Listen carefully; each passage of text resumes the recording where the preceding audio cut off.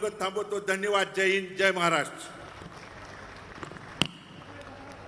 आणि यानंतर आपल्या सर्वांशी संवाद साधतायत ज्यांना ऐकण्यासाठी आपण सर्वजण आतुर आहात असे महाराष्ट्र राज्याच्या अनाथांचे नाथ, लाडक्या बहिणीचे लाडके भाऊ, राज्याचे लोकप्रिय उपमुख्यमंत्री सन्मानित आमदार एकनाथ भाई शिंदे साहेब. जोरदार टाळ्यांच्या गजरामध्ये आपण त्यांचं स्वागत पुन्हा एकदा करूया.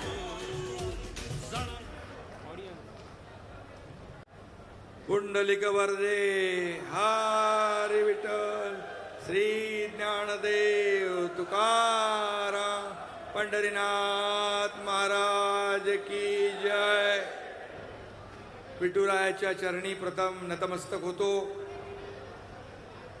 पंढरपूरच्या ऐतिहासिक भूमीवर हा आजचा ऐतिहासिक मेळावा या ठिकाणी आयोजित केलाय. या मेळाव्याला उपस्थित माझ्या लाडक्या बहिणींनो, लाडक्या भावांनो, मी तुम्हाला सगळ्यांना साष्टांग दंडवत घालायला आलोय, तुम्हाला भेटायला आलोय, तुमचं दर्शन घ्यायला आलोय. आज व्यासपीठावर सगळे मंत्री आहेत, खासदार आहेत, आमदार आहेत, नेते आहेत, नगराध्यक्ष आहेत, माजी मंत्री आहेत, सगळे आहेत. हे व्यासपीठ एवढं भरगच्च आहे की हे व्यासपीठ आपलं ऐश्वर्य आहे आणि तुम्ही सगळे बसलेले समोर आपली संपत्ती आहे.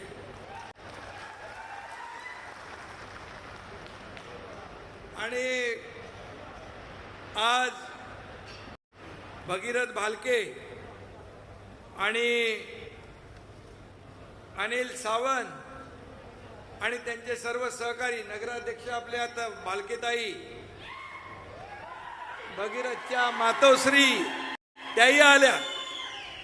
अख्खा परिवार आज शिवसेनेमध्ये दाखल झालेला आहे. मी त्यांचं मनापासून स्वागत करतो, मनापासून त्यांना शुभेच्छा देतो. खरं म्हणजे आपली पुराणं सांगतात, भगीरथाने गंगा पृथ्वीवर आणली.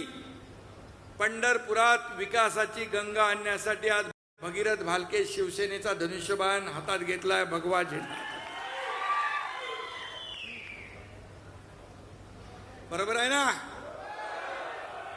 आणि म्हणून या प्रवेशामुळे पंढरपूर, मंगळवेढा, माढा या सगळ्या परिसरामध्ये शिवसेनेची ताकद वाढणार आहे ना? तुम्ही वाढवणार ना? एवढे सगळे जर उतरले रस्त्यावर तर काय होणार? विरोधकांची पळता बुई थोडी होईल, टांगा पलटी घोडा फरार. बरोबर ना? या भूमीवर प्रत्यक्ष पांडुरंगाचा निवास आहे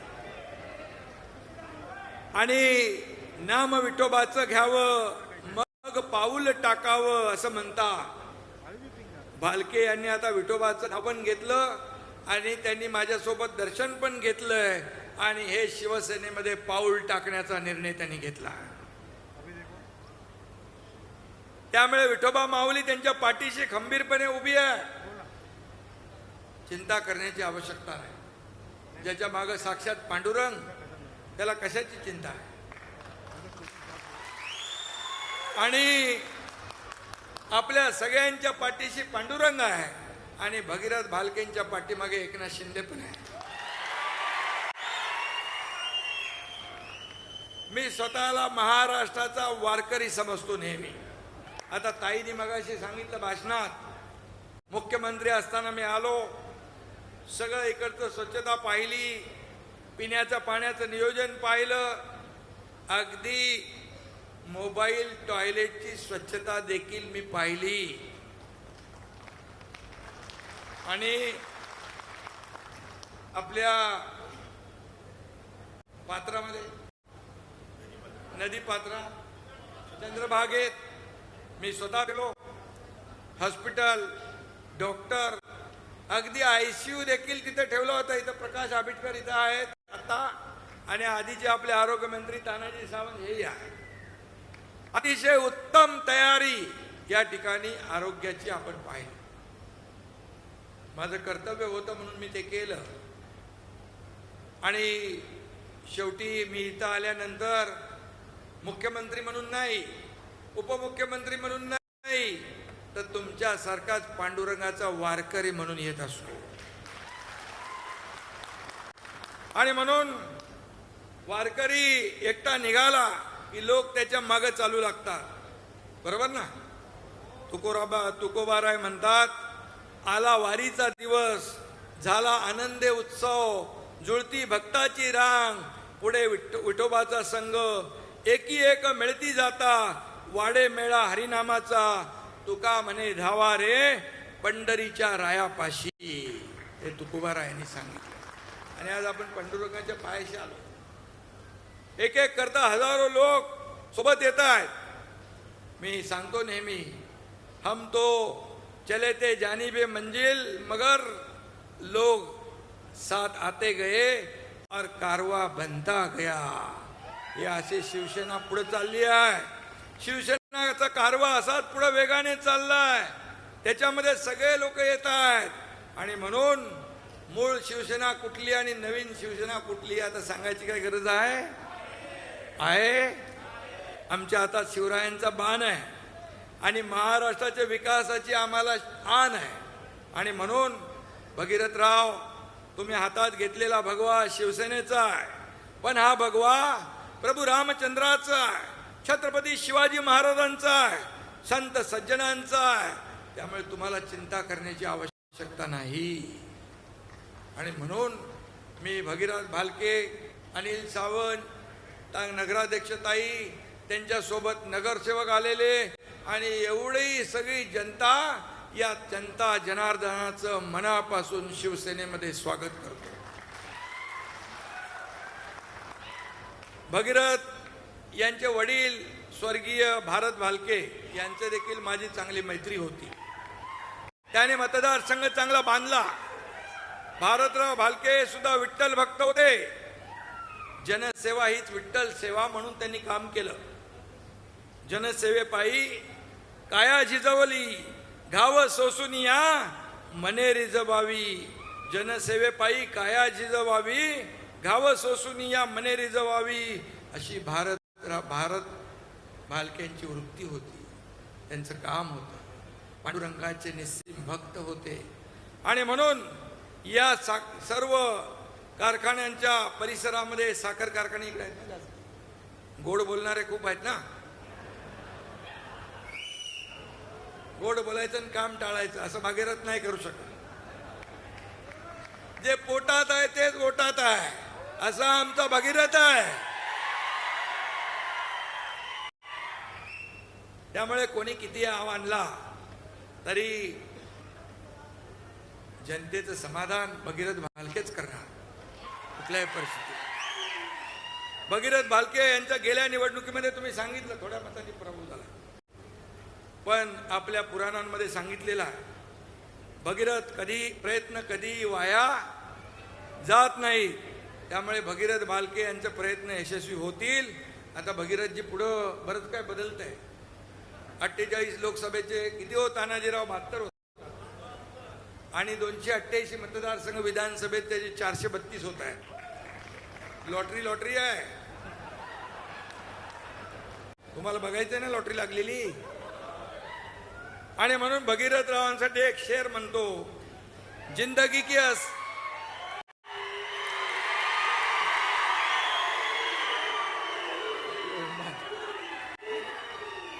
हेलिकॉप्टर आहे ना जागेवर.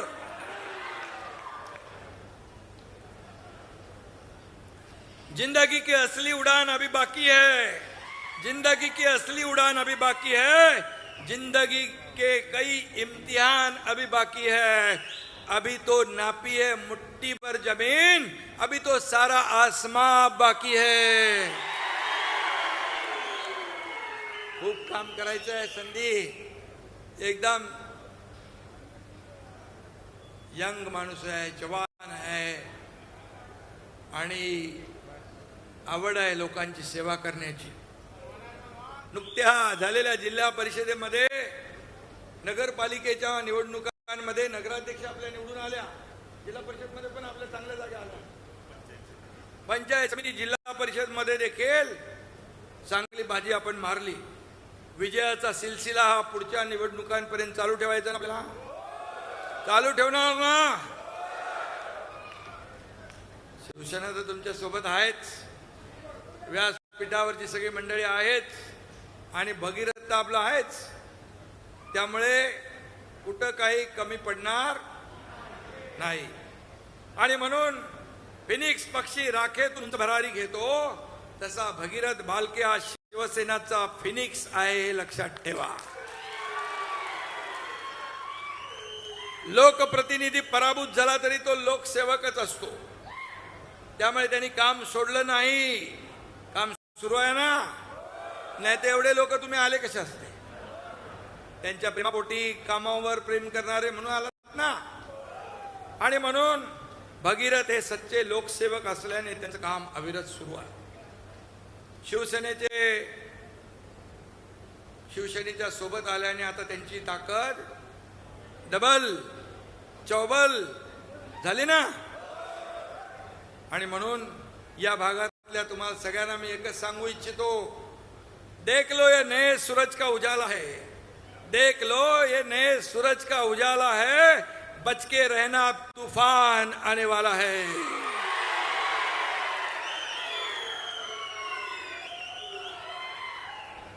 भालके भगीरथचा जनसंपर्क दांडगा आहे. तुमचा एवढा प्रतिसाद जो है, अरे हम भी किसी से कम नहीं है.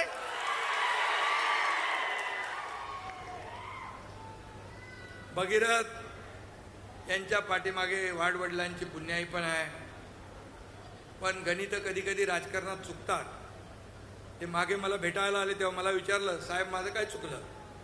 त्यावर मी त्यांना सांगितलं, तुझं आहे तुझं पाशी, परी तू जागा चुकलाशी. त्यांच्या लक्षात आलं. ते म्हणाले, साहेब मग मी तुमच्या सोबत येतो.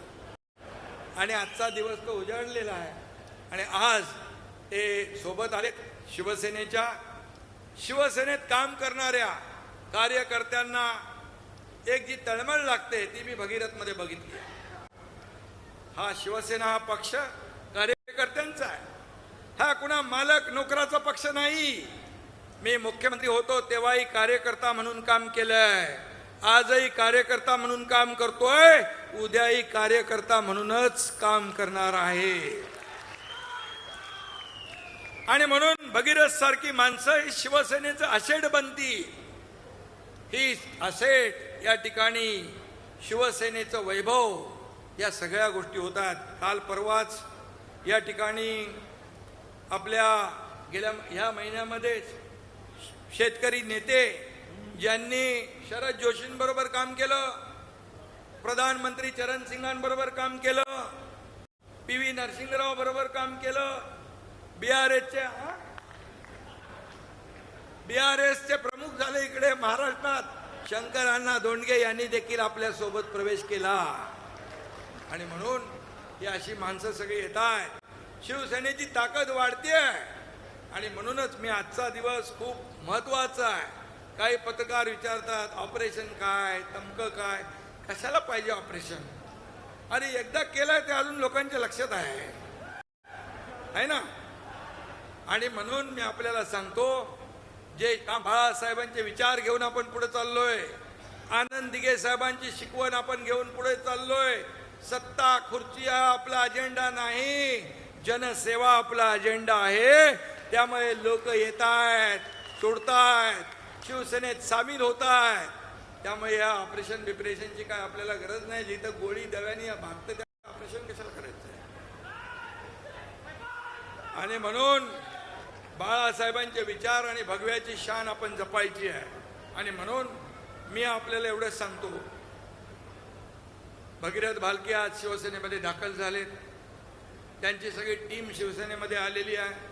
त्यांनी जी मागणी केलेली आहे त्या मागणीप्रमाणे या ठिकाणी प्रशासकीय भवन ताई तुम्हाला पाहिजे, प्रशासकीय भवन चांगलं उत्तम बांधा. त्यासाठी निधी कमी पडू देणार नाही, कारण नगर विकास खाता माझ्याकडे आहे. त्याचबरोबर आणखी काय मागणी केली तुम्ही? संत चोखामेळा आणि संत बसवेश्वर महाराजांचं स्मारक करायचं आहे.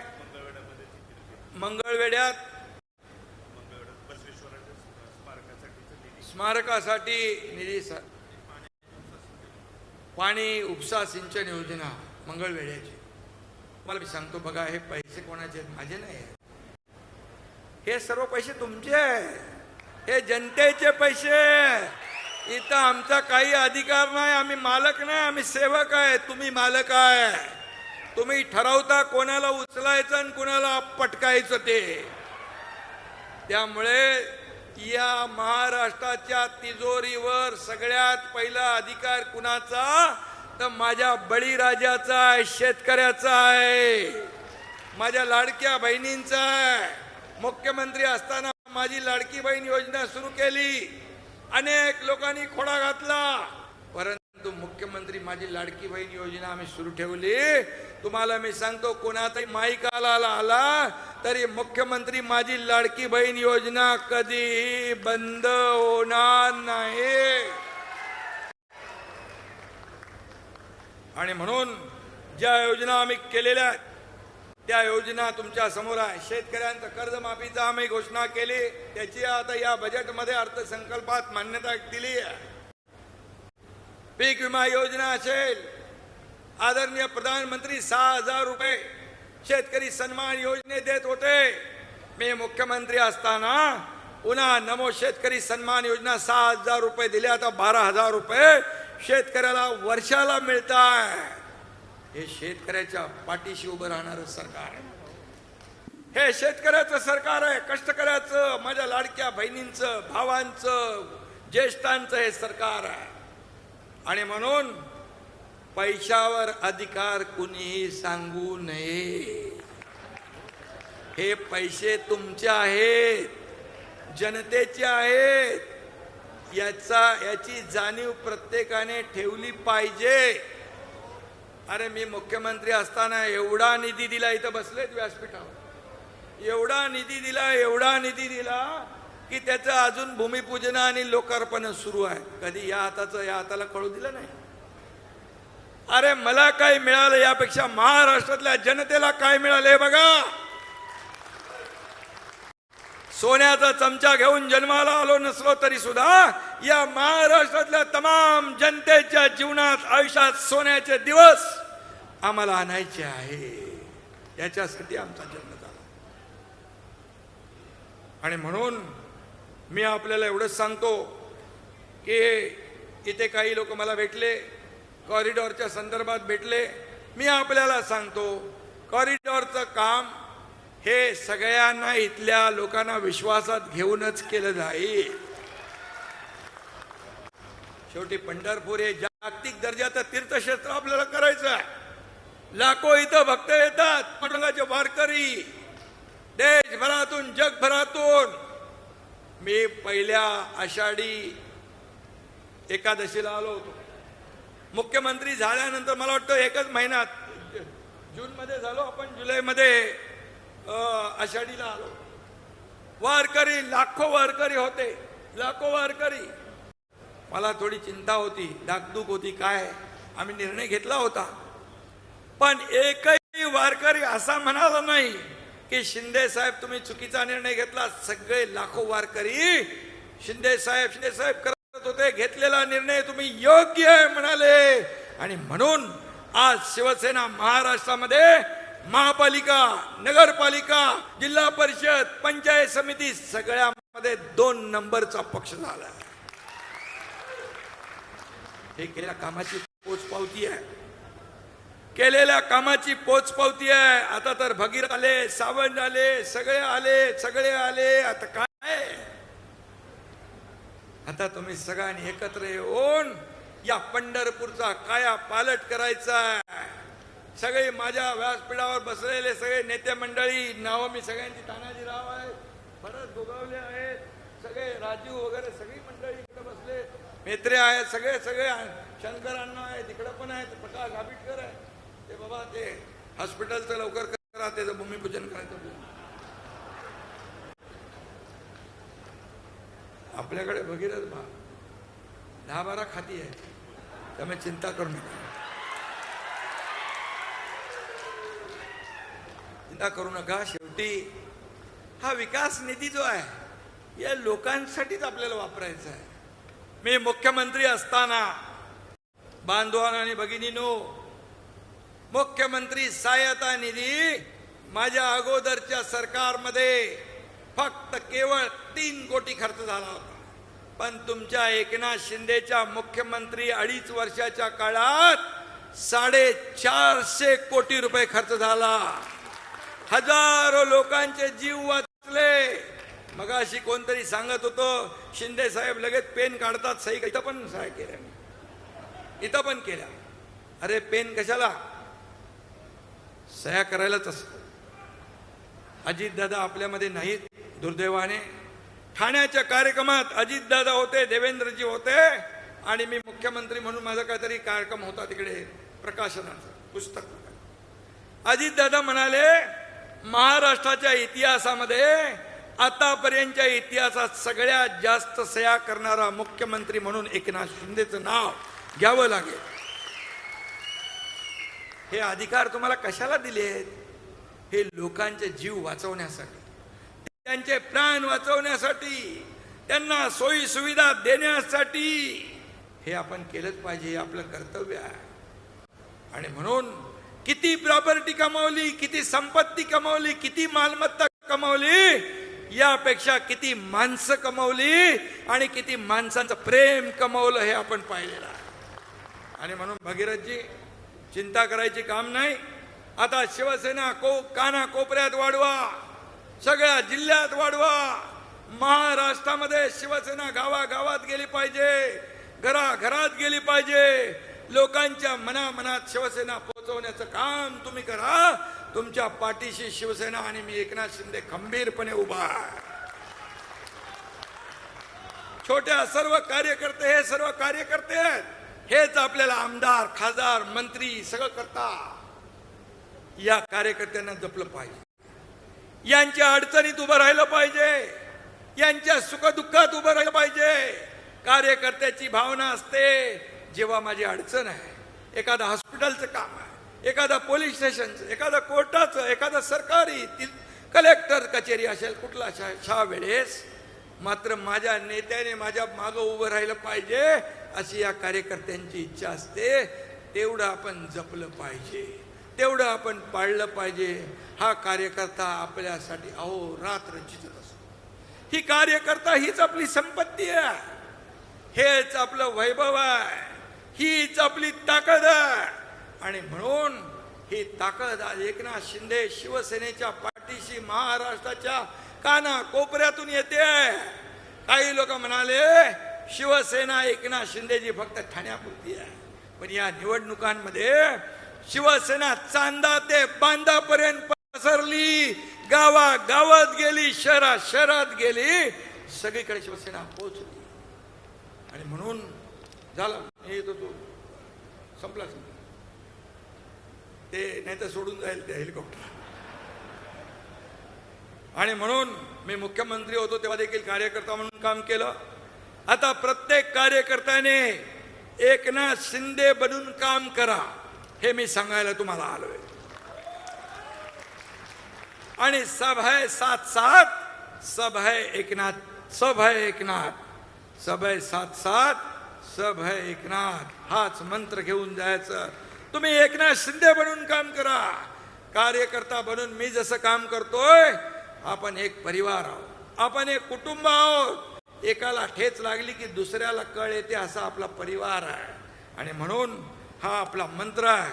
त्यामुळे आता निर्धार करा प्रगतीचा, निर्धार करा समृद्धीचा, निर्धार करा शिवसेनेचा विचार जपण्याचा, निर्धार करा शिवसेना मजबूत करण्याचा, आणि निर्धार करा हिंदुत्वाची शान राखण्याचा. धन्यवाद. जय हिंद, जय महाराष्ट्र.